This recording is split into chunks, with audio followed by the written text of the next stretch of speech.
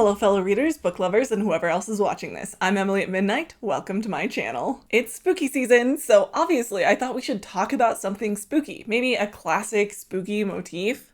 How about ravens? I recently read An Enchantment of Ravens and adored it, and I was talking to my friend about a book called The Raven Boys that she really liked. And I just got thinking about how many good books there are with ravens in the name or as a big motif. And then I realized I hadn't actually read The Raven by Edgar Allan Poe, which is definitely a crime, I'm pretty sure. So to avoid jail time, I picked it up, I read it, I sat with it, I pondered it, maybe I became a little bit obsessed, and so I ended up reading 4 books with ravens in the name. Oh dear. And reading books about ravens, right after reading The Raven, I was definitely pondering the ways that the authors were using ravens in the book, because obviously the raven is a really big metaphor in The Raven.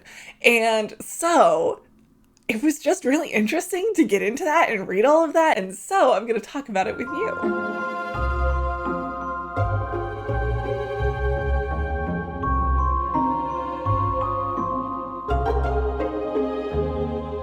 Before we get into all of those books, let's talk about all the ways that ravens have been used in mythology and literature around the world. Specifically, let's look at the roles that they play and things that they symbolize.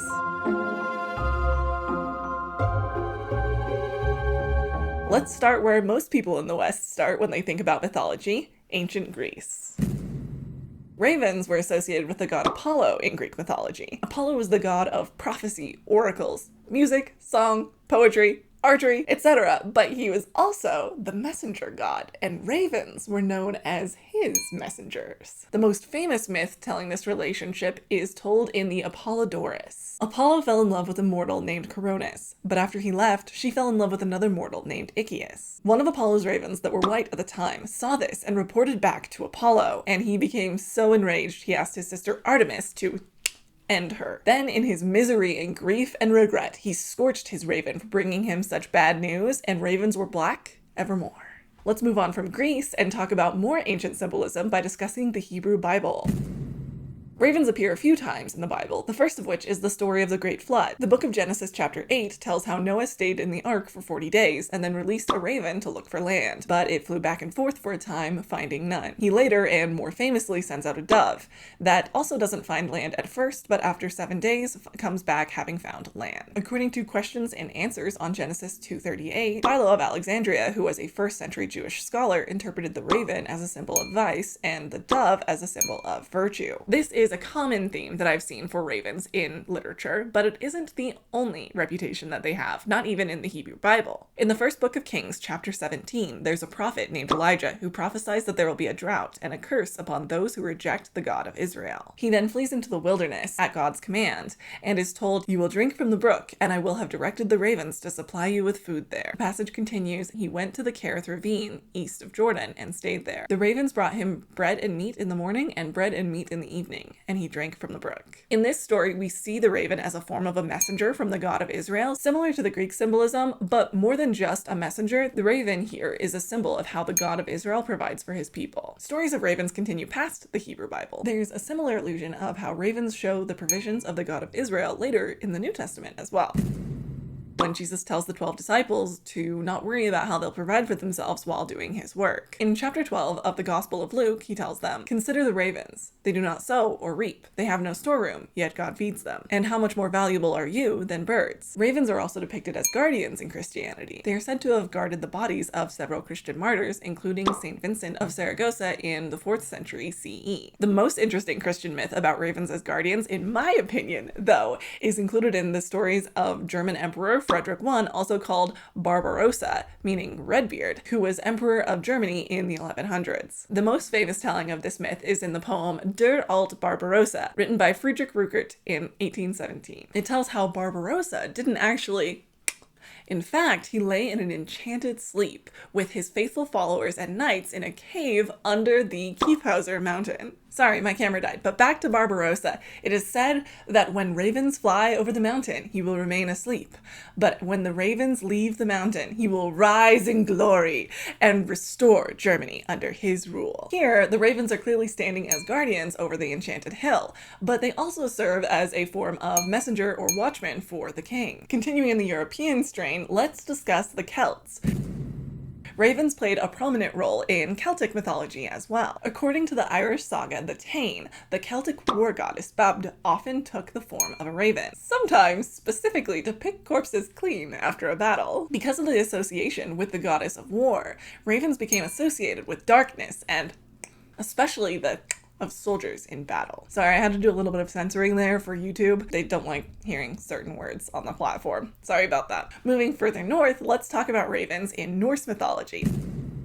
That's right, it's time to talk about Odin. According to myth, Odin has two ravens, Hugin and Munin, that act as his messengers, observing all and reporting back. Editing Emily here. One quick thing that I forgot to say is that ravens were taken as a symbol of Odin himself, as seeing a raven was often interpreted as the same thing as seeing Odin himself. So in Norse mythology, ravens were taken as a symbol of God. The raven also serves as a guardian symbol as well in Viking lore. Ragnar Lothbrok, the famous Viking warrior king, had a banner with a raven on it, and it was said that when it waved in the wind, he would win the day, but if it did not wave, he would lose. This was likely seen as a sign of Odin's favor, so you could interpret the raven in this example as a guardian looking over the Vikings, or you can interpret it as a messenger of Odin's favor or lack thereof. All right, now let's move on from ravens in Europe and talk about ravens in the Americas.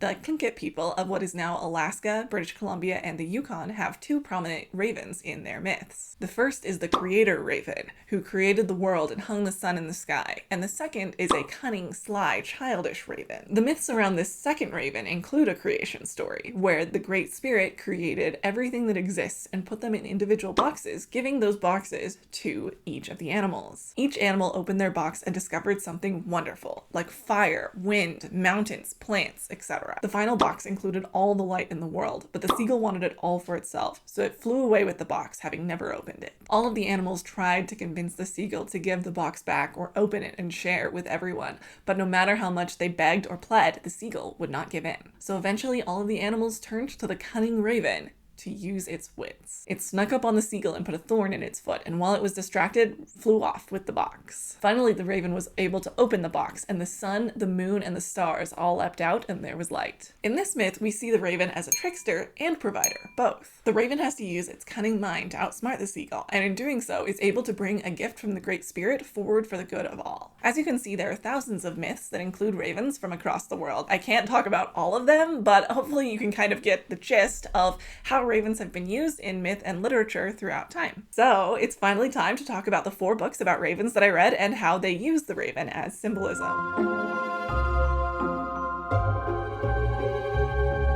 Remember, I specifically chose books that include ravens in the names, not crows or anything like that, specifically ravens. So let's see why the authors chose to name their books with ravens and what they chose to use ravens to say. The first book we'll discuss isn't technically a book. It's a long poem. Obviously, we have to start with the OG, the myth, the legend, The Raven by Edgar Allan Poe. This poem is so iconic, and I'm so glad that this video got me to finally read it. Let me give you a quick summary in case you haven't read it. We open on a midnight dreary, where a nameless narrator is half napping, half wallowing in sorrow over the loss of a woman named Lenore. We don't know who she is to him or how he lost her, but we know that he's deeply distraught. As he lay in the firelight, suddenly there came a tapping, as of someone gently rapping at his door. He assumes it's a visitor and doesn't want to answer it, but eventually he does check and finds darkness there and nothing more. He hears the knocking again and this time checks the window, and in stepped a stately raven. The raven then flies in and perches above his door and sits there. Shocked and unbelieving at this behavior of a raven, he asks what its name is, and quoth the raven, "Nevermore." The narrator tries to discern the meaning of the raven, why it is there, and why it only responds with that one word, nevermore. He becomes more and more frantic and his thoughts erratic until he's screaming at the bird to leave. But in answer, the raven again says nevermore. And the raven, never flitting, still is sitting, just above his chamber door. And the narrator ends on a note of defeat, feeling that he will never recover and the raven will never leave. That's the gist of the poem, but I strongly recommend that you go and read it. Poe does a much more beautiful and haunting telling of the story than I. But now that you know what it's about, let's talk about it. Part of what makes this poem so fascinating to me is that the raven doesn't represent any single thing. Or better yet, the raven represents everything. Nearly every one of the raven archetypes from history and myth are present in this poem, but it's left open-ended, forcing the audience to decide what the raven represented. Take, for example, the method of the raven's entry. It doesn't fly in through an open window, as one might expect an unexpected bird to do. Instead, it knocks on the window and waits patiently until it's open, and then flies in and sits above the door. The raven doesn't really act like a bird. It tricks the narrator into thinking that it's a human visitor, and then enters as a human visitor would after knocking. This showcases the raven taking on the cunning and trickster archetype from the Tlingit and other Native American myths. Upon first seeing the bird, the narrator hopes that it's bringing good tidings, perhaps a sign that God is providing and taking away his suffering, such as the traditions from Christianity show. And later, "Wretch," I cried, "thy God hath lent thee, by these angels he hath sent thee, respite, and nepenthe from thy memories of Lenore. Tell me, truly, I implore, is there balm in Gilead? Tell me, I implore." Quoth the raven, "Nevermore." Based on the raven's answer to that question of nevermore to is there balm in Gilead or is there comfort, and based on its continuous presence and lack of further explanation than nevermore, the narrator begins to further guess at the kind of luck that this raven actually brings. "Doubtless," said I, "what it utters is its only stock and store, caught from some unhappy master whom unmerciful disaster followed fast and followed faster, till his songs one burden bore, till the dirges of his hope that melancholy burden bore, of nevermore." He senses here, for some reason, that the raven is a bearer of bad tidings or ill luck, and it seems to be so for the narrator. While he was gloomy before the bird shows up, he only becomes more and more distraught the longer the raven is there. His feelings on the matter go so far as to say of the raven, "Fancy unto fancy, thinking what this ominous bird of yore, what this grim, ungainly, ghastly, gaunt, and ominous bird of yore meant in croaking nevermore." By bringing dark moods and seeming to the narrator to bring destruction, this raven evokes the Celtic legends of ravens as bringers of misfortune. Likewise, the narrator is grieving a woman named Lenore in this poem, and the very nature of the raven showing up in this time of grieving conveys its connection to loss in the poem. Then, after his outburst, and still no further explanation from the bird, we see the narrator revert to viewing the bird as a messenger from God, but still very clearly not knowing whether it's bringing good or ill tidings. "Prophet," said I, "thing of evil, prophet still if bird or devil, whether tempter sent or whether tempest tossed thee here ashore, desolate yet all undaunted, on this desert land enchanted, on this home by horror haunted, tell me truly, I implore, is there balm in Gilead? Tell me, I implore." Quoth the raven, "Nevermore." "Prophet," said I, "thing of evil, prophet still if bird or devil, by that heaven that bends above us, by that God we both adore, tell this soul if sorrow laden, if within the distant Aidenn it shall clasp a sainted maiden, whom the angels named Lenore, clasp a rare and radiant maiden, whom the angels named Lenore." Quoth the raven, "Nevermore." Here, following Greek, Hebrew, Norse, and Christian mythology, the narrator views the raven as a messenger from God. This interpretation seems to actually be one of the most common interpretations of ravens, and unsurprisingly takes up most of this poem. And that's the bulk of the symbolism of the raven in the poem. I think generally people tend to view the raven in this poem as symbolism for depression or mourning. That matches really well with the Celtic view of the raven, but I really adore how open-ended the poem is, and how Poe is able to squeeze in so many aspects of the mythological raven. Now, I came into the reading knowing that a raven in a poem, especially this poem being what it is, would have a very specific meaning that it's portraying. But what about the other books that I read? Do they use ravens as symbols for anything specifically? And if so, what? Let's start with An Enchantment of Ravens by Margaret Rogerson. I adored this book.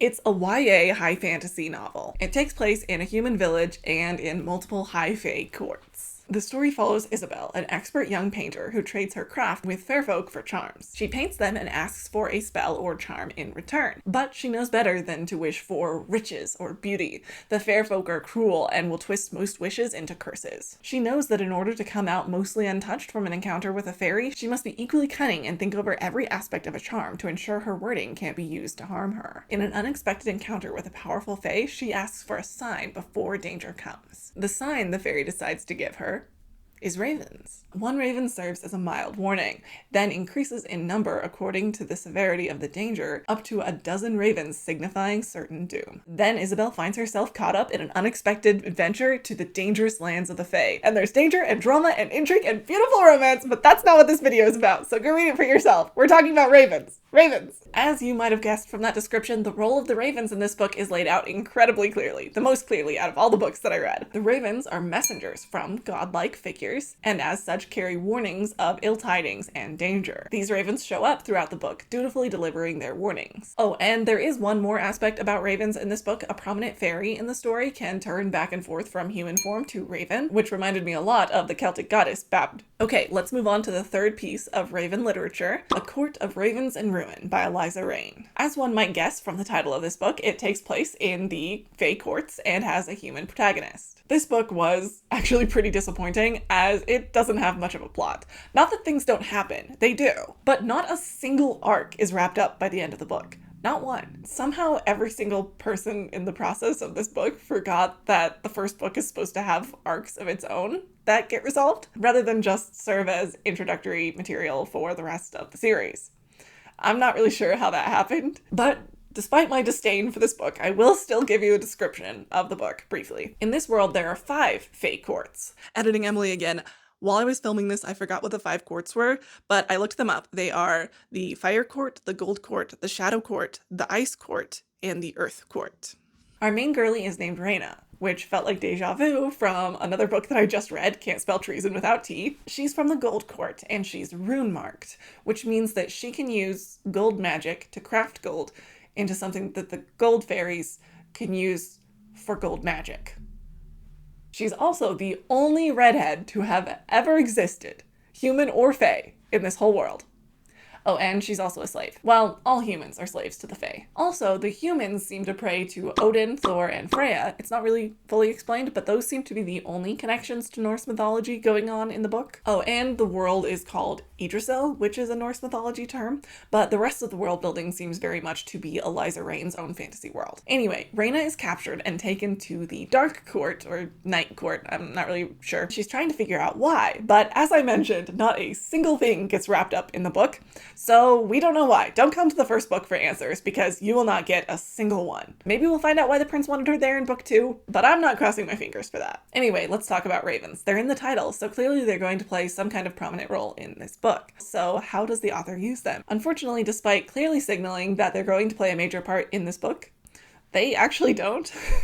The most we see of ravens at all in this book is imagery found around the Prince of the Dark Court's chambers and the chambers that he puts Reyna in. But never fear, I'm not an English major wannabe for nothing. I can strangle meaning out of the small crumbs, just watch me! The entire Dark Court is filled with imageries of blood and skulls, but the prince himself has ravens instead. This to me shows that ravens here aren't a representation of doom, but rather a signal that he is in fact different from the doom and gloom around him. Perhaps they serve as a messenger to tell Reyna that this powerful man will provide and guard her. I honestly do think that's what Rein was trying to do with the raven imagery here, but I wasn't given a lot to go off of, especially for a book with raven in the title, setting me up to expect ravens to play a part in this book. Not in the book! Maybe in later books. I don't know. I'm not gonna read them to find out. Now, for the 4th and final Raven book, The Raven Boys by Maggie Stiefvater. I honestly cannot rave enough about how much I enjoyed The Raven Boys. It's set in somewhat modern small-town Virginia, USA, and has a heavy folk magic influence. Blue, our 17-year-old protagonist, is the only one in a family of fortune tellers who doesn't have psychic powers herself, but her presence amplifies the gifts of others. The story follows Blue as she finds herself entangled with a gaggle of boys from the elite boys' school nearby, colloquially known as the Raven School due to its mascot and insignia. She quickly finds herself following ley lines and hunting ancient secrets with the boys, all while hoping they won't uncover her secrets.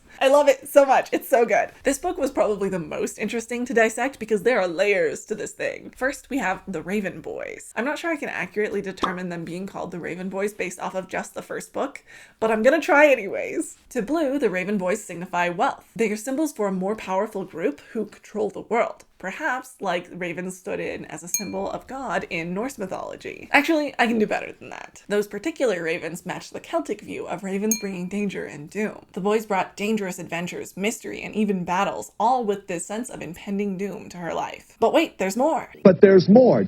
The main Raven boy, Gamzee, is obsessed with finding a long-lost Welsh king, Glendover. He was buried, and then dug up, and then reburied, but no one knows where. It's said that Glendover isn't dead, but merely sleeping, and he can be awakened by the ley lines, and when he rises, he will take back his kingdom. Sound familiar? Maybe, like, you know, it's crazy similar to the German Emperor Frederick Barbarossa? This is crazy, right? Glendover is a real person from history, and as far as I can tell, there's no tie between him and ravens. But am I crazy to think that the author might have used him because of the similarity to Barbarossa and his connection to ravens? Honestly, at this point, I'm not sure. I think I'm raven blind. Okay, but even if I'm pulling that out of the air, there are more ravens at play in this book, specifically a marking of a raven on the ground on a ley line that can only be seen from the sky. This raven is what points them to the ley line, and in that way, it very literally provides them with what they were looking for. It delivers the message of where the ley line is. There are so many things happening with ravens in this book that I'm sure I missed some of the symbolism, and for that reason I was very tempted to actually read the whole series before I made this video, but then I remembered that I should, I don't know, like, finish videos at some point.